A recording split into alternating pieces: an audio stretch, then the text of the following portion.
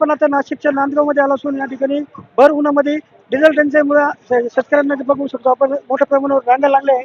नांदगावच्या या मिलन पंपावर या ठिकाणी आज दुपारच्या वेळेस जवळपास हजारोच्या संख्येने शेतकरी जे आहे हे डिझेल घेण्यासाठी मोठ्या प्रमाणावर इथे गर्दी केलेली असून नाशिक जिल्ह्यात बहुतेक ठिकाणी पेट्रोल पंपावर डिझेल मिळत नसल्याने शेतकरी देखील आता वैतागला असून आता सध्या खरीप हंगामाची पेरणी करण्याकरता नांगरणी करण्याकरता शेतीला डिझेल लागत असून या ठिकाणी शेतकरी डिझेल घेण्यासाठी मोठ्या प्रमाणावर या ठिकाणी गर्दी करत असल्याचे शेतकरी आपल्याशी बोलण्यासाठी काही शेतकरी आहे.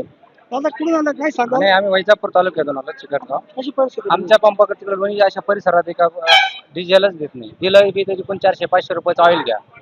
काय सध्याकडे म्हणजे ही समस्या शेतकऱ्याच्या गुद्यारी. शेतकऱ्याला लागतं किती 4-10-1 दिवसात आता डिझेल लागतं समजा. शेतीचा उद्योग आटोपल्यानंतर डिझेलची कुठे आवश्यकता आहे शेतकऱ्याला समजा. शेतकऱ्याची एवढीच 15 दिवस आहे. तेवढे या काळात जर सरकारनं उपलब्ध केलं तर चांगलं फायद्याची गोष्ट आहे शेतकऱ्याची. आपण कुठून आला वैजापूर तालुक्यातून चिकटगाव इथून आलो. नाही भेटत नाही ना, मग तुम्हाला सांगतो ना. ते बी ब्लॅकनं जातं तिथं समजा. लोणी आता लोणी मार्केटचं गाव आहे, पण तिथं सरळ सरळ ब्लॅकनं डिझेल विकलं जातं. एकंदरीत किती रुपयाचे डिझेल इथं शेतकऱ्याला या पंपावर किती रुपये 4,000 पर्यंत 5,000 पर्यंत दिले जाऊ राहिले. पण गर्दीच इतकी आहे का आम्ही मागं 2 पंपावर गेलो, तिथं पण डिझेल भेटलं नाही आम्हाला. आम्ही सकाळचे 7 वाजेपासून आम्ही येईल वैजापूर तालुक्यात या ठिकाणी 7 वाजेपासून येईल. तर म्हणजे शेतकऱ्याची अशी परिस्थिती झाली का म्हणजे याच्यातलं एक जण सुद्धा जेवलेला नाही.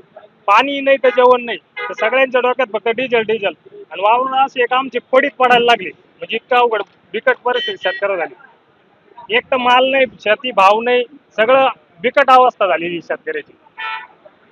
एकंदरीत आपण इथं बघितलं तर या ठिकाणी जवळपास सकाळी 7 वाजेपासून आता दुपारचे 3-3:30 वाजले असून या ठिकाणी मोठ्या प्रमाणावर शेतकरी जो आहे हा डिझेल साठी खरेदी करण्यासाठी या ठिकाणी येत असून शेतकऱ्यांची एकच मागणी आहे की आता आम्हाला डिझेल पुरवठा त्वरित करण्यात यावा आणि या ठिकाणी जवळपास 3,000 ते 4,000 लिटर डिझेल या ठिकाणी देण्यात येत असून शेतकरी आता सकाळपासून या ठिकाणी मोठ्या प्रमाणावर रांगा लावून बसल्याचे चित्र बघण्यास मिळत आहे. जय महाराजसाठी संतोष खता, नांदगाव, नाशिक.